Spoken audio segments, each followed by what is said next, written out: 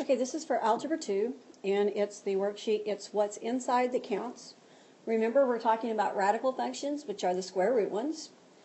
We're going to be looking at what's inside the square root with the x and how it affects the graph. Okay, it's going to affect the domain as well. So we looked at this a little bit last week. When you have a number at the beginning or the end, you're going to go up or down. When you have a number trapped inside the square root with the x, you're going to have a horizontal shift. And remember that horizontal shifts do the opposite of what you would expect. So for number 1, they gave you the graph y equal x minus 2. And they wanted you to graph y equal the square root of x minus 2. You can do this in your calculator if you want. You would put this one in at y1, and you would put this one in at y2. You'd probably want to make the second one a little bit darker, maybe, or make it a dashed line or something so you can tell the difference. Anyway, your graph is going to end up looking like this. It's going to have the same starting point, but it's quadratic, therefore it's going to be the curve instead of the straight line. Looking at number 2, they gave you y equal x plus 3, and you had to graph the square root of x plus 3. Same thing. You have the same starting point, but you have a curved line because it's a square root. It's a radical. Number 3, they gave you y equal negative x plus 4, and they had you graph the square root of negative x plus 4. Now, this is bringing into play something that we didn't work with last week. We worked with it way earlier in the year. When you have a negative trapped in there with the x, yes, it causes a flip, but it's going to flip over the y-axis instead of the x-axis. Okay, so that means it's going to go to the left instead of go to the right. So on this one, we have the same starting point, but we go at a curve to the left. We have y equal negative 2x plus 6 already shown, and then you're going to graph y equal the square root of negative 2x plus 6. The plus 6 is what sent it to the left. That's what you would think, right? And then you have a flip, which made it go up to the left, and the 2 made it a horizontal expansion, which actually makes it go up slower. Basically, if you put this in at y2 and you look at it, you could graph it. And that's all they're really wanting you to get for the moment. Number 5, y equal x squared minus 4 is your parabola. And then when you do the square root of x squared minus 4, notice that you have the same points on the x-axis, but instead of the parabola, you're going to go up to the right like this, and you can go up to the left like this. Y equal 3x minus x squared. And then you're going to graph y equal the square root of 3x minus x squared. And it's just going to be this little part. It's a curve. It's connecting the same. Once again, you have the same zeros. You just don't have the same graph. So, number 7. In each set of graphs, do the original function, the dotted one that was already drawn, and the square root function that you graphed have the same y-intercept. Remember when we're talking, the y-intercept is on the y-axis. And so no, they did not. Okay? Some of them didn't even touch the y-axis. So basically no is what you needed. In each set of graphs, do the original and the square root function have the same x-intercepts? And that one is yes, they do. Okay?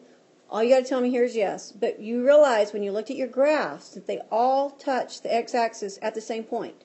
The original graph and the one you drew. So, you need to notice that square root functions stop on one side or the other because they have endpoints, kind of like a ray in geometry. As a result, there are certain parts of the graph where a square root function will not go. We say that the square root function is not defined in this area. Remember, it's always going above the x-axis. Okay? So, on this part over here to the left, the square root is defined. It went up there. The square root function is not defined over here on the right. You're not going to go there. The square root function will go, or is defined, only where the original function is above the x-axis. The square root function will not go, or is not defined, anywhere that the original function was below the x-axis. So let's take a minute and look back at one of these. Notice that anywhere that it was above it, we had something. Anywhere it was below it, we didn't. Anywhere it was above it, we had something. Anywhere it was below it, we didn't. Okay, that's what they're wanting to point out and for you to realize. So, square root functions have a restricted domain. There's only certain things they can do. What does this mean? Well, on the graph, it means that there are places that the function will not go, where it's not defined. On the table, this means that there are x values that you cannot use because they're going to give you an error. So the way you tell where it's not defined on a graph is where the graph won't go, anywhere below the x-axis. Where you can tell that it's not defined on the table is anywhere you see an error. Why does this happen? Well, remember that if you try to take the square root of a negative number, your answer will be imaginary. Or if you want answers that are real numbers, you can only take the square root of a positive number. To find the domain, okay, the whole purpose of all this discussion, how do you find the domain of a square root function? You take the expression inside the radical, under the square root, and you set it greater than or equal to 0, and then you solve. So if you're doing f of x equal the square root of 2x minus 5, you take the 2x minus 5, and you set it greater than or equal to 0. Because it's got to be positive, or you can't find the square root on the calculator. Okay, remember, to be a real number, it's got to be a positive under the square root. If it's a negative, you're going to be imaginary. Calculator can't do it. So 2x minus 5 is greater than or equal to 0. Then you're going to move this 5, and you're going to... So when you add the 5, you end up with 2x is greater than or equal to 5. So then you have to divide by 2, and so x is greater than or equal to 2.5. This is your domain.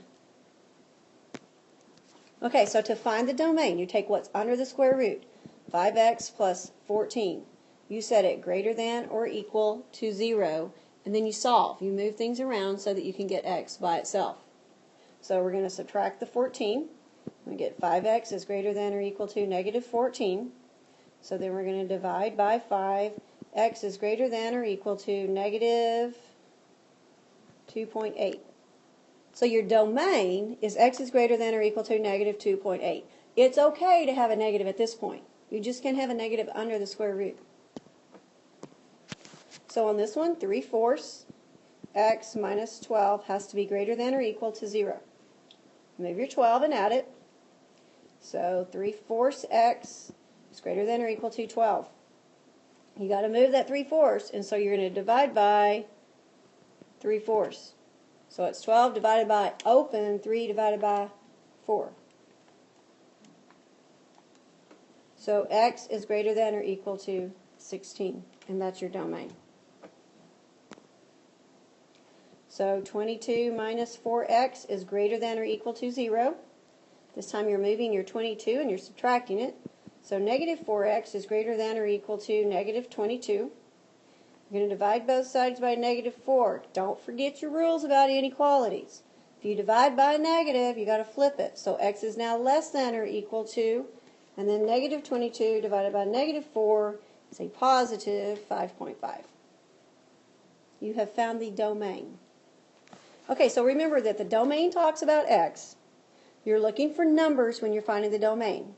It can be a list if they gave you a table or points. Or it might have greater than and less than if they give you a graph or an equation. They gave me a graph. Okay, so it's going to be with the greater than and less than. The domain is x.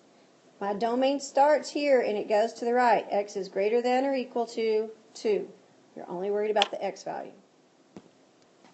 For this one, it's going to the left. So you would say x is less than or equal to negative 2. You're only worried about the x part. If it's going to the left, x is less than or equal to. If it's going to the right, it's greater than. So for this one, x is greater than or equal to 0. X is greater than or equal to 1. X is less than or equal to 4. When they give it to you on the table, you've got to go figure out where the error is. Okay? So, you got to go find the first one that had an answer. And so that was 3.5. Was it getting smaller or bigger? Well, if you're going up there, even though you're going up, your numbers are getting smaller. So for this one, X is less than or equal to 3.5. This one, there's your error. So go find the first one that has an answer, and the numbers are getting bigger. So X is greater than or equal to negative 12. If you have something inside, or an equation, you take what is inside and you say X plus 2 is greater than or equal to 0. Move your 2, X is greater than or equal to negative 2. We don't care about the 3. All we care about is what is inside.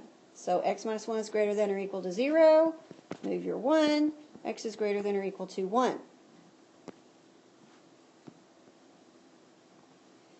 1/2 X plus 3 is greater than or equal to 0. Move your 3, 1/2 X greater than or equal to negative 3. Divided by 1/2, X is greater than or equal to negative 6. All I care about is what's under the square root. So X minus 2 is greater than or equal to 0. Move your 2, X is greater than or equal to 2. The 5 doesn't matter. When they give you a quadratic, remember we only care about what's under the square root. You're going to solve the quadratic by factoring, completing the square, or using the quadratic formula. This one is an easy one to factor. Find the factors of 6, 1 and 6, 2 and 3. Signs are the same. They're all positive. They have to equal 5. So this is like saying X plus 2 times X plus 3 has to be greater than or equal to 0. So X plus 2 is greater than or equal to 0, and X plus 3 is greater than or equal to 0, and solve. X is greater than or equal to negative 2, X is greater than or equal to negative 3. If you weren't sure, you could take your handy-dandy calculator, clear it out, and do the equation that they gave you in at y equal 3 times the square root of x squared plus 5x plus 6. And look at your graph, or you could look at your table, either way, and you would verify that that was what your domain was. Okay, because it's where the graph goes, it's where the table doesn't have an error. So it's what's inside that counts, which is all helping us find the domain. If you have questions, come see me during speed.